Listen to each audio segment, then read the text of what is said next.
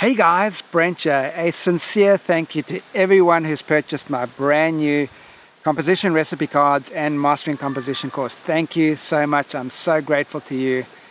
Wow. You know, every time I create a new course, I always want to put everything I've got into it, and this one's been no exception.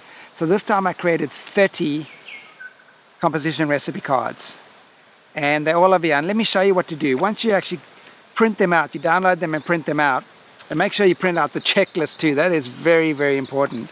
But once you download them and print them out on a 6x9" print, you simply need to fold it like this, right in half, and then you got the recipe on one side, and you got the images that that recipe refers to on the other side. So for instance, this one, which is perspective wide angle, I've got what wide angle actually does to your images. I've got the little prepare section, I've got the cook section, and I've got the present section. Everything I did with these images to make them look really good.